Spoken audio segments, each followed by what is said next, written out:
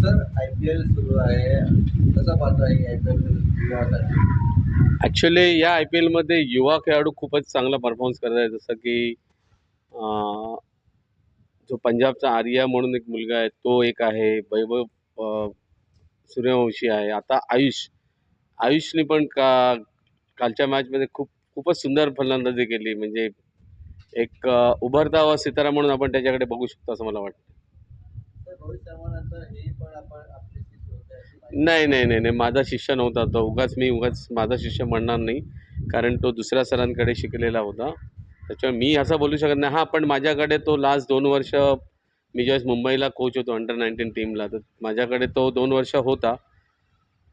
काही छोट्याशा चेंजेस मी केल्या. मी असं म्हणू शकत नाही मी जास्त पण त्याच्याकडे आधीपासून गुणवत्ता होती. त्याच्या कोचने त्याला चांगला ट्रेन केलेला आहे आणि त्याचा कॉन्फिडन्स लेव्हल खूप हाय आहे. त्याच्यामुळे त्यांनी जी कालची फलंदाजी केली, खूपच सुंदर फलंदाजी आणि मी सगळ्यात ह्याचं श्रेय मी मुंबई क्रिकेट असोसिएशन मॅनेजमेंट आहे, त्यांना आणि मुंबईचे जे सिलेक्टर आहेत, सीनियर सिलेक्टर त्यांना देईन. कारण त्यांनी त्याला रणजी ट्रॉफीमध्ये त्याला मौका दिला आणि रणजी ट्रॉफीमध्ये त्याला दिल्यानंतर त्यांनी खूपच सुंदर फलंदाजी केली. 2 100 केले त्यांनी आणि त्याच्यामुळे असं मला वाटतं की तो येणाऱ्या काही वर्षात तो भारताचं नेतृत्व करू शकतो. पण त्याच्यासाठी त्यांनी फोकस राहणं जरुरीचं आहे. त्यांनी जमिनीवर राहणं जरुरीचं आहे आणि जास्तीत जास्त त्यांनी क्रिकेटला वेळ देणं जरुरीचं आहे. टेक्निक वाईज तो खूप सुंदर टेक्निक आहे त्याच्याकडे. त्यांनी तिन्ही फॉर्मॅटमध्ये परफॉर्मन्स केलेलं आहे. त्याच्यामुळे आपलं एक भारताचं फ्युचर म्हणून आपण त्याच्याकडे बघू शकतो असं मला वाटतं. ही IPL युवकांसाठी आहे, खूप युवक सण देत आहेत, काय सांगाल? ते मी मगाशी म्हटल्याप्रमाणे वैभव सूर्यवंशी त्याची जी फलंदाजी केली अतिशय सुंदर. आर्य म्हणून तो आहे. परत दिल्लीचा शर्मा म्हणून एक आहे, त्यांनी चांगली फलंदाजी केली. तिवारी म्हणून सनराईजचं आहे. म्हणजे बरेच यंग क्रिकेटर जे आलेले आहेत चांगला परफॉर्मन्स करत आहेत. परंतु तुम्ही IPLच्या ह्याच्यावर तुम्ही असं ठरवू शकत नाही की तो पुढे जाऊन भारतासाठी खेळू शकतो.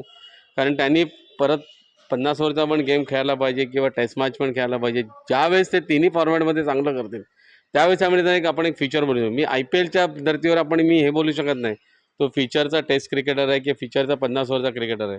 हां, पण तो T20 क्रिकेटमध्ये येऊ शकतो. पण ॲट प्रेझेंट मी तसं बोलू शकत नाही की तो फ्युचरमध्ये भारताचा खेळाडू होऊ शकतो म्हणून. यावेळी IPL कोण जिंकणार? नाही, T20 क्रिकेटमध्ये तुम्ही काहीच करू शकत नाही. कोण जिंकेल, काय जिंकेल.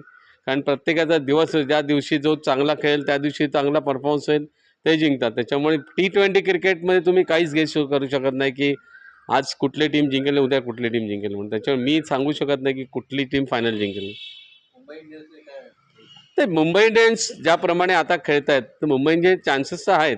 कारण आता ते प्रत्येक मॅच जिंकत आहेत आणि परफॉर्मन्स आणि त्यात चांगली गोष्ट म्हणजे रोहितचा परफॉर्मन्स चांगला होत आहे. लास्ट 4 मॅचमध्ये तो चांगला परफॉर्मन्स करतो आहे.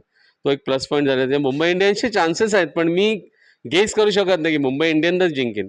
पण रनिंग रेसमध्ये आहेत असं मी बोलू शकतो.